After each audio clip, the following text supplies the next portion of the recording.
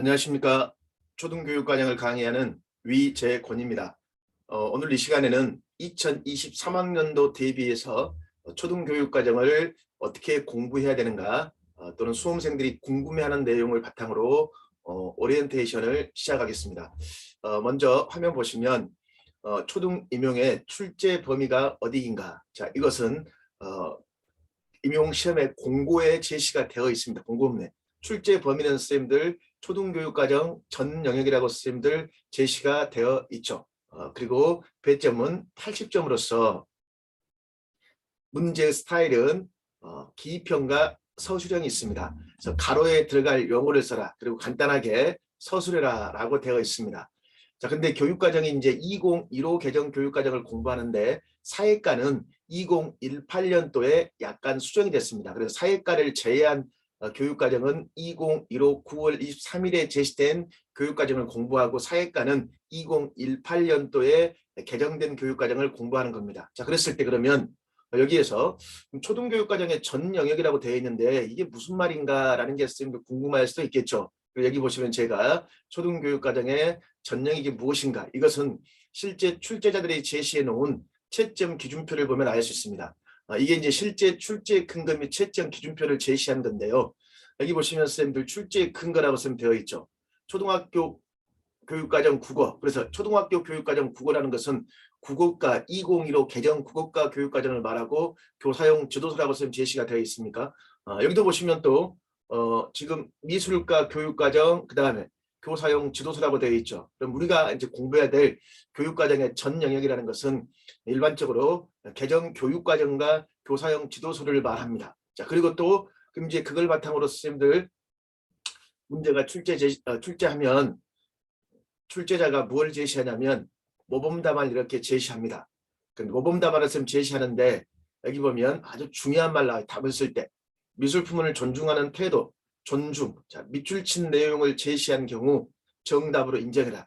대부분 선생님들 이런 식의 채점이 많이 이루어지고 있습니다. 한 문항당 채점은 3명이 하고 그럼 이제 선생님들 한 문항이 3사람이 채점을 한다 그랬죠. 그래서 그 3사람이 채점한 걸 바탕으로 이제 점수가 주어지고 있습니다. 자, 그러면 출제 범위라는 것은 개정 교육과정, 교사용 지도서. 자, 근데 선생님 교사용 지도서는 우리가 보통 실습 나가보면 선생님들 어떻게 나눌 수 있습니까? 교사용 지도서는 그렇죠. 우리가 보통 총론이 있고 뭐가 있습니까? 강론이 있죠. 그래서 총론, 강론으로 제시해 볼 수 있고, 이 교사용 지도서 내용에는 선생님들 각 교과에 뭐가 제시되어 있습니까? 그렇죠. 교육론이 제시가 되어 있습니다. 각 교과에 뭐가 제시되어 있다? 교육론. 그래서 초등교육과정을 쓴 출제 범위는 이렇게 생각할 수도 있겠죠. 2015 개정교육과정, 그 다음에 교사용 지도서, 그 다음에 교과 교육론을 생각해 볼 수 있습니다. 그럼 여기서 이제 가장 우리가 고민할 게 뭐냐면 교사용 지도서 부분이 가장 고민이 되는 겁니다. 그럼 이제 교사용 지도서와 관련지어 자 2022와 2023학년도 대비 시험에서 가장 큰 차이가 검정 지도서의 차이가 있습니다. 즉 무슨 말이냐면 1, 2학년군은 다 선생님들 국정입니다. 자, 그리고 이제 3, 4학년이 올해 임용고사를 보는 선생님들에게는 다 국정이었지만 자, 내년 2022학년도에 공부를 시작해서 2023학년도 대비 임용을 준비한 선생님들에게는 3, 4학년 사회수학 과학이 검정으로 선생님들 바뀌었습니다. 이 부분이 가장 큰 차이예요. 그래서 사회수학 과학이 공부해야 될 부분이 굉장히 많아지는 겁니다. 5, 6학년군은 자 2022, 2023 동일한 것으로서 국어, 도덕, 사회, 수학, 과학은 국정이지만 실과, 체육, 예술, 음악, 미술, 영어는 검정이 되는 겁니다. 그래서 이 부분이 선생님들 가장 큰 차이가 보인다고 제가 제시했죠. 그렇기 때문에 3, 4학년은 수학, 사회, 과학이 국정에서 무엇? 검정으로 바뀌었다. 그렇기 때문에 공부해야 될 분량이 굉장히 많이 늘어났습니다. 이게 큰 부담이 되는 것들입니다. 자, 그 다음 이 페이지. 지금 그랬을 때 궁금한 게 그러면 사회, 수학, 과학이 3, 4학년이 검정인데 어떤 출판사가 있나요? 라고 있습니까? 없습니까? 여기 제시되어 있죠. 어떤 출판사.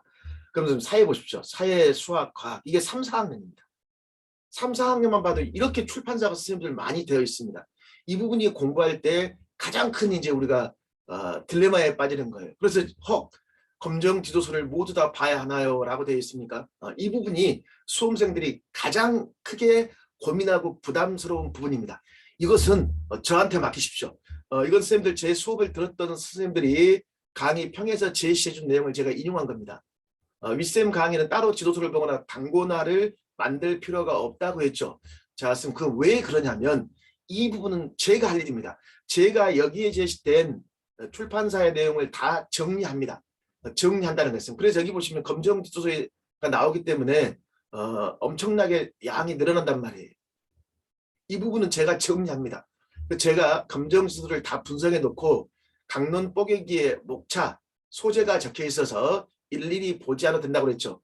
제 책 이름이 강론 뽀개기입니다. 그럼 강론 뽀개기에는 원문을 중심으로 제가 쭉 정리를 해요. 그럼 이제 나중에 이걸 선생님들 단권화해야 되는데 이걸 제가 한 권으로 제가 단권화합니다. 즉 한초보라는 것은 자 개정교육과정이나 지도서 총론, 교과교육론 파트를 중심으로 한 권으로 초등교육과정 뽀개기를 말하고 한각보는 한 권으로 강론 뽀개기를 말합니다. 그래서 단권화 관련지 한초보 한각보 교재를 바탕으로 제가 이제 7, 8, 9, 10월에 계속 반복 심화하는 겁니다. 자, 이게 여기 보면 4에서 6쪽을 보면 된다고 그랬죠. 직접 선생님 그걸 보면서 같이 알아봅시다. 자, 여기 제가 미술관을 제시했죠. 지도서 강론 뽀개기 교재입니다. 그럼 제가 학습 목차를 만들어요. 이건 제가 만든 겁니다. 자, 학습 목차는 검정 지도서의 출판사를 다 조합해가지고 여기 보면 인물화 관련지어 관찰 표현, 인물화의 대상에 따른 분류, 자세에 따른 분류, 표현 부위, 표현 요소, 동서양의 인물화 어떻게 표현하는가 이 목차를 쭉 정합니다. 또는 또 풍경화, 정물화 이런 식으로 선생님들 제 나름대로 순서를 딱 정리해주고 이제 그 다음 페이지에 선생님들 뭐가 제시되냐면 이거에 대한 실제 강론 내용을 제가 쭉 제시했죠. 그래서 인물화와 관련지어서 여기 지금 인물화가 있잖아요. 관찰, 초상화 그래서 여러 가지 내용이 지금 쭉 정리가 되겠죠. 그럼 이제 이 많은 내용을 나중에는 선생님들 핵심적인 포인트를 가지고 단권화가 필요합니다. 그래서 제가 어떻게 하냐면 방금 전에 인물화에 대해서 봤잖아요. 한각보. 그럼 이제 인물화. 이 인물화라는 것은 초등교육과정 미술과의 내용체계표에서 지각이라는 것 관련되고 내용 요소 자신과 대상이랑 관련되는구나. 자, 이런 것들은 강론과 총론에서 플러스하는 것들입니다. 지금 그냥 듣기만 하십시오. 그리고선 방금 봤던 내용들을 이런 식으로 핵심적인 내용으로 정리가 되어 있습니다.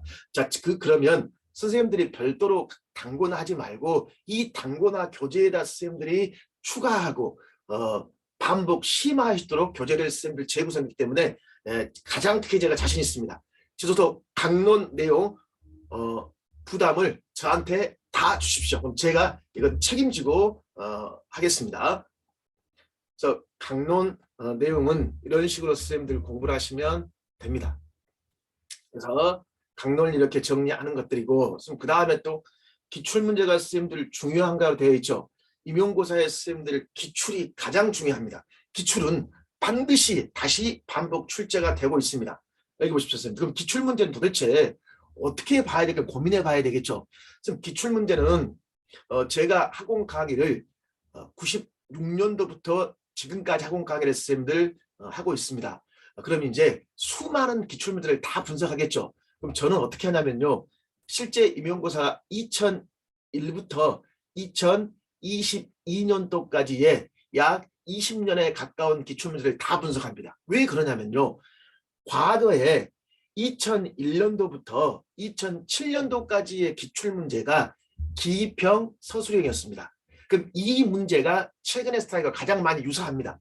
그러면 이제 초반때 문제가 최근의 문제가 유사하기 때문에 같이 연관성을 선생님들 따져줘야 돼요. 그래서 그때의 문제들을 또 같이 연결해주고 그리고 기출은 출제가 되고 있는 것들이 앞으로 어떻게 출제가 될 것인가 어떻게 이 문제가 진화해 있는가 그런 것들을 제가 분석해서 선생님들에게 다 연결해주고 해설을 최대한 선생님들 자세히 해서 해설로도 공부가 될 수 있도록 하겠습니다. 그리고 또 하나 선생님들 초등 임용고사 기출뿐만 아니라 중등 지출까지 있으면 같이 봐야 됩니다. 왜냐하면 중등 4대 교수님들이 초등 임용도 출제하고 초등 교대 교수님들이 중등 임용을 출제하기 때문에 같이 병행합니다. 그래서 굉장히 많은 양의 기출문제를 같이 연결해서 볼 겁니다. 그리고 또 이제 여기 선생님 보십시오.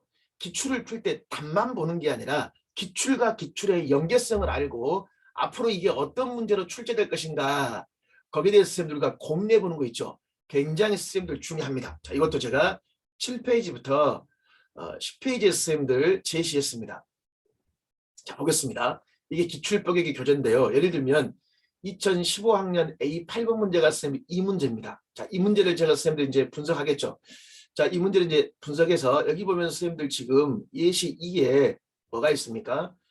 강우량, 영역, 열대, 우림, 기후, 그래서 검기, 우기가 뚜렷하다 이런 말들이 쭉 나와 있죠. 자, 이런 문제가 있으면 자, 제가 어떻게 하냐면 이 문제를 이런 식으로 기출 교재 제 나름대로 선생님들 분석을 하고 출제 포인트가 뭐냐인가 이렇게 분석합니다. 그리고 이제 한 걸음 더 하고 있죠. 그러면 앞으로의 문제에서는 어떤 부분과 서로 연관될 것인가 라는 것들을 제가 분석해서 한 걸음 더 하는 걸 제시합니다. 또 선생님 보시면 방금 열대 우림 교에 대한 해설이 있습니까 없습니까? 해설을 최대한 자세히 달았죠. 그럼 이 해설 보면서 보십시오. 올해도 이 부분이 임용고사에 나왔습니다. 대체로 위도에 따라 열대, 온대, 냉대, 한대의 기후를 나타낸다. 있어요 없어요? 이 부분이 선생님들 올해 임용고사의 캐펜과 관련지어 출제가 되었죠. 그러니까 기출문제를 보고 기출 해설만 가지고도 선생님들 이론과 강론과 기출이 서로 반복 심화될 수 있도록 선생님들 구성했기 때문에 굉장히 선생님 기출이 중요합니다. 또는 또 선생님들 기출문제 보십시오. 여기 보시면 과거의 기출 2014년도 A4번 문제라고 선생님 되어 있죠. 그럼 이 기출문제와 선생님들 관련 지었을 때 봅시다. 여기 보시면 또 여기 봐. 역사를 실감나게 들을 흥미를 높여라 라고 되어 있잖아 선생님들. 그 다음에 왕공 가항과 같은 정조의 다른 의도, 그러니까 정조가 어떤 의도가 있는가를 선생님들 알아보자 그 말이야. 그랬을 때 봐봐 선생님들 니은에 대한 지도 방안. 그럼 여기 보십시오 선생님들. 그러면 추체험 학습을 통해 정조의 입장이 되어본다. 그러니까 우리가 누가 돼야 돼? 정조의 입장이 되어본다 선생님 그 말이겠죠. 이 부분이 또 올해 임용고사에 출제가 되었습니다. 자, 그러면 또 제가 기출보기기 해설로 정리한 단고나 방금 전에 봤던 이 문제에 대한 해설을 제시했죠. 그럼 여기 쌤 쭉 출제 포인트 있습니까 없습니까? 제시되어 있습니까? 그럼 이제 올해 임용고사에서는 쌤들 근대 사회 움직임, 근대 개혁과 관련된 쌤들 출제가 되었고 올해 임용고사에 뭐 나왔습니까? 이거 나왔잖아요 쌤들. 감정, 이입적 이해라고 있어요 없어요? 있죠. 그럼 제가 이렇게 했잖아. 한 걸음 더. 추체험 학습이 나왔으니까 앞으로는 역사적 사고력과 관련된 문제가 중요하겠구나. 그래서 감정, 이입적 사고. 지금 교재에 그대로 있는 내용을 제가 인용해 준 것들입니다. 이런 식으로 선생님들 제 나름대로 출제 포인트를 잡고 해설을 붙이고 한 걸음 더를 제시해서 앞으로 문제를 예측해 볼 수 있도록 선생님들 기출 뽀개기를 제시했습니다. 그래서 기출 뽀개기는 1월 달부터 시험 볼 때까지 계속 반복해서 선생님들 저하고 같이 공부할 것입니다. 자, 이렇기 때문에 기출이 굉장히 뭐한다? 중요하다는 것을 느낄 수 있습니다. 자, 그 다음 또 뭘 보냐면 선생님들 월별 학습 내용이 무엇인가라고 되어 있습니까? 주로 쓰면 월별. 그러니까 1, 2월은 선생님들 우리가 보통 기본 이론이라고 합니다. 그래서 초등교육과정, 지도서 총론, 강론, 교과경론 중에서 2015 개정초등교육과정, 2015 지도서 총론, 교과경론을 공부하는데 2022 개정교육과정이 내년에 발표가 됩니다. 지금 2022 개정이 실제로 이제 내년 발표가 되는데, 자 이걸 봤을 때 이제 2022와 관련된 그러니까 이거였습니다. 2022 개정 교육과정에서 강조하고 있는 내용들이 무엇과 연관지어서 2015와 관련지어서 선생님들 출제가 잘 되기 때문에 2022 개정 교육과정 내용도 같이 살펴볼 수 있어야 됩니다. 이건 제가 수업 시간 다시 정리해 드리겠습니다. 간단한 실례로 올해 임용고사에 논술에 국가, 지역, 학교 수준, 교사 수준 교육과정 관련 내용을 물었거든요. 이게 2022 개정에서 굉장히 강조한 것들입니다. 그래서 제가 2015, 2021을 비교해서 앞으로의 문제에 어떤 것들이 출제될 것인가 고민하면서 같이 연기하겠습니다. 자, 그 다음에 3, 6월은 이제 이론에서 했던 걸 바탕으로 국검정, 지도서, 강론을 선생님들 공부합니다. 자, 근데 계속 기출은 선생님들 연관지 잘했죠. 그래서 1, 2월에는 이론을 공부하면 이론 기출, 동일한 기출을 주고 이론, 즉 교육과정 지도도 총론 교과교육 관련 문제를 풀어보고 3, 6월에는 또 똑같은 기출문제 강론 내용을 풀어보는 것들입니다. 그리고 선생님들 뭐냐면 강론을 공부할 때 형성평가 성격으로 문제 뽀개기의 과목별 내용을 같이 병행할 것입니다. 자, 그리고 7, 9월에는 이론, 강론, 단고나가 필요하겠죠. 좀 전에 선생님들 제가 단고나 교재 예를 들었죠. 자, 그 다음에 10월에 보면 이제 파이널 모의고사를 교직논술 A, B 총 4회를 실시합니다. 실전과 연관이요. 근데 선생님 제가 이제 뭔 차이가 있냐면 저는 10월에 4회만 하는 게 아니라 어떻게 하냐면요. 7, 9월 달부터 모의고사 보기를 총 10회를 합니다. A, B만. 그러니까 여기서는 교육과정 A, B만 하고 10월에는 교직논술과 연관지어 실전과 동일하게 합니다. 왜 선생님들이 모의고사를 빨리 시작하냐면요. 선생님들이 공부를 하시면서 문제에 대한 실전 적응력이 필요한데 4회 가지고는 선생님들 부족합니다. 그래서 7, 9월에 10회를 합니다. 10회. 그리고 10월에 4회에서 계속 선생님들 문제와 이론 강론을 반복 심화하는 나선형으로 전개하겠습니다. 어떤 선생님들은 나는 강론을 완벽히 한 다음에 문제를 풀어야 된다. 자, 완벽히 하는 게 선생님 힘들어요. 문제를 풀면서 강론을 선생님들 병행하는 게 선생님들 중요합니다. 그랬을 때 이제 우리가 고민할 때 그러면 이 1, 2, 3, 6월 이론과 강론을 어떻게 접목하는가가 선생님들 중요합니다. 되게 선생님들이 1, 2월 강의와 3, 6월을 연결하지 못하고 그냥 별개로 암기해 버리는 경우가 있는데 가장 지양해야 될 공법입니다. 자, 그러면 뭘 볼 수 있냐면 여기서 되어 있죠. 기본 이론과 강론은 어떤 연관성이 있나요? 라고 있습니까? 결국은 기본 이론에서 2015 개정교육과정의 선생님들 이게 사실은 부모야 부모. 그러면 강론은 뭐가 될까? 그 부모 밑에 파생된 자식입니다. 자식. 그래서 이 교육과정과 강론의 선생님들 연결해서 봐야 되는데 대부분 선생님들 이걸 단절시켜서 공부합니다. 여기도 보십시오. 그러면 실제 선생님들이 말씀드려준 게 제 강점에서 기본 이론 강론 사이의 연계성을 바탕으로 한 이해이주라 그랬잖아요. 그래서 대부분 선생님들이 공부를 할 때 어떤 식으로 많이 했냐면 이겁니다. 이 선생님도 이제 재수한 선생님인데요. 올해 이제 임용을 보시고 고득점으로 지금 점수를 받으셨는데 뭐라고 하셨냐면 단순 암기를 요하지 않고 대부분 초수 때는요. 무작정 암기를 늘리고 두 문자 청킹을 따서 외웠단 말이에요. 선생님. 그러니까 처음부터 외워서 공부하면 이해를 하지 않고 외워서 공부하면 복습할 때 계속 뭐 할까? 이해가 바탕이 되지 않는다. 암기 유지에 치중해 버립니다. 그러니까 선생님 문제에서 적용이 잘 안 돼요. 그래서 이 부분을 교육과정과 강론을 어떻게 연결시킬 것인가 이게 굉장히 선생님들 중요한 겁니다. 이걸 제가 설명해 드릴게요.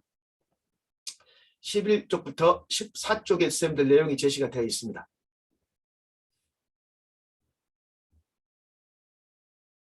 자, 11회 선생님 보시면요. 자, 이게 선생님들 교육 과정에 제시된 성취 기준입니다. 이게. 그럼 이제 이론 시간에 1, 2월 선생님들 이론 공부할 때 이론 시간에 이 성취 기준을 선생님들 우리가 공부하겠죠. 근데 이 성취 기준을 이론 시간에서 공부를 합니다. 자, 그럼 이제 여기에 제시된 강론은 없어요. 그럼 성취 기준의 이론을 쓴 공부할 때 자, 이 설명도 없고 그냥 요것만 딸랑 선생님들 교육과정이 있으면 처음부터 친구들하고 무조건 이걸 외웁니다. 자원의 희소성, 생산, 소비, 그리고 해설 보면 뭐 선택, 희소성 무조건 이 말만 선생님들 외우면서 여기 뭐 선택의 문제 물론 선생님들 이것도 필요하겠죠. 아, 필요한 것의 생산과 교환에서는 희소성과 그 다음에 선택과 시장, 생산, 소비란 말이 교육과정에서 강조하고 있구나. 자, 그러면 공부를 할 때 예를 들면 이제 자원의 희소성, 선택, 시장, 생산, 소비 이게 핵심화가 될 거 아니에요, 선생님. 그럼 이제 공부를 이렇게 생각했대. 무조건 여기에 대한 핵심화를 암기할 게 아니라 요걸 1, 2월 달에 이제 공부한단 말이야, 선생님들. 1, 2월에 이걸 공부를 하면 이게 어떻게 이 부분이 지도서 강론과 연계되고 어떻게 앞으로 공부를 해나가야 될 것인가 고민을 해봐야 되는데 무조건 이걸 암기하고 선생님들 끝나버립니다. 그럼 이거야 선생님들. 이것을 지도서 강론하고 서로 접목을 시켜보는 예를 제가 하나 들어드리겠습니다. 자, 이제 1, 2월에 이걸 공부했으면 어떻게 하냐면 1, 2월에 이제 이걸 쌤 공부했잖아요. 1, 2월에 성취기준을 공부했으면 이 1, 2월에 한 성취기준 이 내용을 자 3, 6월에 강론과 서로 쌤들 접목을 시켜야 돼요. 이것을 1, 2월 달에 바로 접목을 하면 어려울 수 있습니다. 이건 3, 6월에 강론을 할 때 이제 접목시키는 건데 그래도 1, 2월에 성취 기준을 공부할 때 제가 하나는 이런 식으로 하나 정도는 예를 들어서 설명을 해드리겠습니다. 왜 그러냐면 이걸 설명을 듣고 공부를 해야지 성취 기준이 이런 식으로 공부한다는 자신만의 쌤들 그 느낌이란 게 있었단 말이에요. 자, 그럼 이거 이제 제가 설명해 드릴게요. 항상 성취 기준을 공부할 때에는 학습 요소가 무엇인가를 파악해야 돼요. 그럼 이 성취 기준이 있으면 교육과정 공부할 때 희소성, 선택의 문제, 시장, 생산, 소비라는 게 선생님들 중요하다는 걸 느껴야 돼요. 이렇게. 자, 그러면서 이 성취 기준에 제시된 학습 요소와 강론이 있습니까? 이것을 연결해야 돼요. 그러니까 이거 연결하는 걸 고민해봐요. 그럼 이제 성취 기준에 희소성, 선택, 시장, 생산, 소비라는 용어가 있구나. 그럼 과연 강론에 어떤 단원과 이 부분이 연결되어 있고 거기서는 무엇을 강조하고 있는가라는 것들을 생각할 수 있어야 될 거 아니었어요. 여기 봐보는 이제 필요한 것의 생산과 교환이 실제 지도서를 보니까 4학년 2학기 2단원에 필요한 것의 생산과 교환이라는 단원이 있어요. 그럼 거기에 지도서에 보면 제일 먼저 주요 개념 및 용어 해설이라고 있습니다. 그럼 강론에 주요 개념 및 용어 해설 말이 나오면 이 말은 교육 과정에 제시된 어떤 것과 연관될 수 있을까? 그러구나. 이것은 학습 요소와 관련지어서 제시된 설명이구나. 그래서 자원의 희소성, 생산, 시장, 소비. 그럼 선생님들 강론을 보면서도 성취기준을 떠나야 되겠지. 그러면서 보니까 성취기준에 선택의 문제라는 게 있네. 그럼 봤습니다. 이게 교과서야. 교과서에 보니까 선택의 문제가 있구나 이렇게. 그리고 이제 선택할 때는 뭐 해야 돼? 현명한 선택이 필요하구나 라고 있어요 없어요? 있죠. 이런 식으로 교과서가 있단 말이었어요. 그럼 이제 이게 제가 교육과정 이게 부모라면 이게 자식이라고 그랬죠. 왜 그러냐면 이제 여기에 제시된 이 부분이 선생님들 검정 지도서이기 때문에 출판사마다 달라요. 다르기 때문에 선생님 중요한 것은 성취 기준을 중심으로 이걸 연결시키는 게 선생님 중요합니다. 왜? 이 부분을 모티브로 예시문만 다르기 뿐이기 때문에 성취 기준과 강론이 어떻게 접목되는가가 굉장히 선생님들 중요하다 선생님 그 말이에요. 선생님 그리고 예를 들면 이거야. 선택이라는 것은 선생님 다른 말로 하면 뭐야? 의사결정이죠. 어떻게 합리적으로 의사결정하신가? 그럼 이제 또 봐봐. 교과서에. 교과서에 보면 여기서 보면 현명한 선택을 해야 됩니다. 현명한 선택. 그럼 도대체 현명한 선택이란 게 뭐냐? 선택이라는 건 선생님 결국은 뭘 의미하죠? 선택. 의사결정이야. 그럼 이 부분이 의사결정 학습과 연관되는구나 라는 것을 공부하는 거예요. 그럼 이제 보십시오. 선생님. 교육과정은 항상 이렇게 출제가 됩니다. 이런 교과서의 지문과 의사결정 학습이란 걸 보기에 주고 교육과정에 자원의 희소성이라는 말이 있습니까? 왜 선택의 문제가 발생하는가? 희소성이라는 걸 선생님들 교육과정 지문을 주고 쓰라고 할 수도 있고 또는 희소성의 의미가 무엇인가 이걸 물어볼 수도 있습니다. 그리고 또 생산이란 게 뭔가? 생산의 개념이 있습니까? 이 생산의 개념이 뭔가? 이런 것들을 선생님들 잘 물어보는 것들이에요. 자, 그래서 지금 제가 설명하고 있는 게 가장 선생님들 교육과정에서 중요한 부분입니다. 자, 이렇게 합시다. 이론 뽀개기에서 공부하는 성취 기준을 3, 6월에서 공부하는 지도적 강론과 서로 뭐해라? 접목시켜서 공부하는 게 가장 큰 핵심이다. 왜? 강론이 검정으로 바뀌었기 때문에. 자, 근데 선생님들이 이론 따로 공부하고 강론을 선생님들 별개로 오해해버립니다. 그게 아닙니다. 반드시 이렇게 적용해보는 연습이 필요합니다. 그렇기 때문에 선생님들 조금 처음에는 그냥 이거 따로 하면 되지. 그럼 편할 텐데 그러면 시험에서 절대 점수를 받을 수가 없습니다. 항상 이론과 강론이 결합돼야 됩니다. 이 부분에 가장 큰 제가 자신 있습니다. 이렇게 연결하는 것들 반드시 선생님들 명심하십시오. 자, 그리고 또 하나 뭐가 있냐면 이 강론을 이제 공부를 하겠죠. 그래서 이런 강론을 이제 3륜에 공부를 합니다. 강론을 공부하면 이론만 공부하면 선생님들 머릿속에 남는 게 없거든요. 그래서 이 부분 관련 기출도 풀지만 형성평가의 개념으로 어떻게 저는 공부하냐면, 자, 이 부분 공부했으면 이 부분에 관련 지어서 문제 뽀개기 문제를 활용해서 바로 형성평가가 들어갑니다. 즉, 자, 여기 보면 일단은 강론 뽀개기라고 되어 있죠. 방금 전에 필요한 것의 생산과 교환이 있으니까 이것과 관련된 실제 이제 지도서 강론 선생님들 교재입니다. 교재. 그럼 이제 주요 개념 및 용어 해설, 이게 내용체계표 학습 요소라고 그랬잖아요. 요거 관련된 걸 쭉 정리했고 이게 이제 되어 있죠. 다시 한번 보기 위한 거예요. 내용을 중요한 내용이니까 쭉. 그리고 교재는 다 선생님들 오색 칼라로 선생님 되어 있습니다. 자, 그리고 이제 요거 관련 지어서 이것들을 공부한 다음에 이제 실제 경제활동가 선택 이렇게 초등학교 교과서 내용을 이렇게 공부하겠죠. 이런 식으로 선생님들 교과서 내용을 저하고 같이 쭉 공부합니다. 공부한 다음에 이제 뭘 하냐면 실제 이제 여기 보십시오, 선생님들. 문제 뽀개기를 가지고 있으면 바로 형성평가를 해줘야 돼요. 그럼 이제 꽁꽁 개념 문제 있습니까? 방금 전에 공부해야 될 내용들을 쭉 제가 단원별로 정리해가지고 이렇게 쭉 정리해서 개념 문제로 제시해서 이렇게 답이 제시가 되어 있습니다. 이런 식으로 3, 6월부터 같이 선생님들 형성평가 문제와 강론 내용을 병행하는 게 굉장히 선생님들 중요합니다. 자, 그 다음 선생님들이 고민하는 거, 학원 강사의 모의고사가 도움이 되나요? 선생님 제시되어 있죠.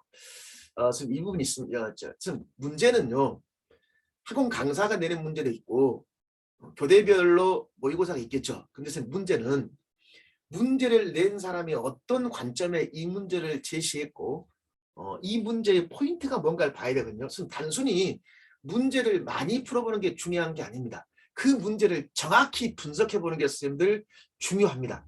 그래서 설명과 제가 어떻게 이 문제를 만들었는가, 제 의도와 선생님들이 문제를 풀었을 때 서로 고민하고 이야기해 볼 게 필요하거든요.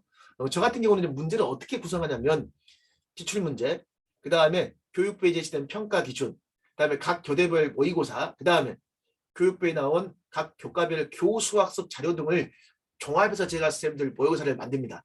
여기에 중등 기출을 플러스 합니다. 그리고 제가 문제 풀 때 분명히 얘기합니다. 이것은 평가 기준 내용이고 이것은 교수학 자료에서 내용을 했고 이것은 중등 기출의 어떤 부분을 인용한 것들입니다.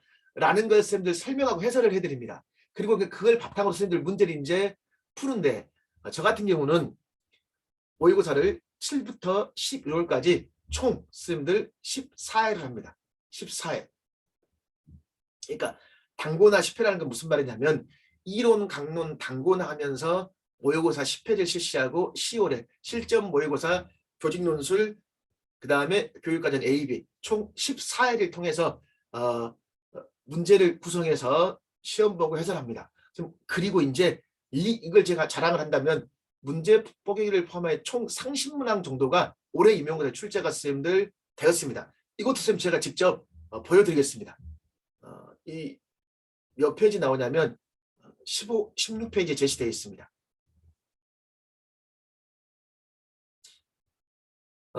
요게 올해 임용고사 지진이 발생하는 까닭이 무엇인가, 그 다음에 현무관 가감에 어떤 특징이 있는가, 이게 실제 선생님들 임용고사 선생님들 문제입니다. 그럼 여기 보십시오. 지진 발생하는 까닭이 뭔가, 우드룩 양손으로 미는 모형 실험하고 있습니다. 자, 우드룩은 땅에, 양손을 미는 힘은 가로, 끊어질 때 떨리는 지진. 그래서 요거 자, 이 문제 똑같습니다. 문제 뽀개기 65페이지에 그대로 나와 있어요, 선생님들. 여기 보십시오. 우드룩 지진 모형 발생 시대입니다. 기역, 니은, 디귿. 손으로 미는 힘이 뭐냐? 선생님 100% 지금 문제 똑같죠? 선생님 그리고 또 이 문제는 선생님들 제가 단고나 모의고사 1회 있습니다. 1회에 보면 지층이 높게 솟아오른 까닭이 뭐냐? 이건 지금 이게 같은 맥락이잖아요, 선생님들. 지구 내부에 작용하는 힘이다. 자, 이런 식으로 선생님들 당고나 모의고사 문제폭이 굉장히 많이 출제가 되었습니다. 또 뭐가 있냐면요. 여기 보시면 현무암과 하강암에 어떤 특징이 있습니까? 라고 되어 있습니까? 그리고 어려운 문제. 현무암, 하강암 어떤 특징이 있습니까? 여기 보십시오. 색깔이 다른 것도 마그마나 용암의 식 속도 때문이다 라고 되어 있습니까? 이렇게 지금 말하는 애가 있단 말이야, 선생님들. 그래서 이제 모형 실험을 통해서 이걸 지도한다고 그러잖아요, 선생님들. 그렇죠? 그럼 요것과 연관돼서 보십시오. 자, 모형 실험도 있죠. 근데 여기 똑같습니다. 뭐라고 했냐면 현무암과 하강암이 서로 다른 색깔이 다른 이유가 무엇입니까? 가로 때문입니다. 라고 있어요, 없어요? 있죠? 자, 선생님 그랬을 때 여기 보십시오. 지금 2번, 3번 있습니까? 미음의 5개념 있어요? 요거 관련 5개념 왜 색깔이 다른가? 여기 선생님 요거가 똑같은 문제 맞습니까? 선생님 그리고 모형 사용하는 이유 이게 관련지어 선생님들 이거 모형 사용할 때 유의점 있어요, 없어요? 있죠? 똑같습니다. 이게 선생님들 결국 이 부분이 당고나 모의고사 B형 지금 10회 B형 있죠? 그대로 선생님들 제시가 되어 있습니다. 이런 그 선생님들을 모의고사 문제가 이론 강론에서 접목해서 풀어보면 굉장히 많이 도움되고 그리고 14일 통해서 실전력을 배양할 수 있습니다. 이 부분은 선생님들 제가 가장 많은 모의고사를 실시하고 가장 많은 해설 그리고 적중력에서 가장 많이 높다고 과히 자신하겠습니다. 선생님 그러면 이제 오리엔테이션 강의 1강은 이걸로 마치고 제2강에서는 이론 뽀개기 수학이죠. 수학을 바탕으로 좀 더 구체적으로 설명해 드리겠습니다.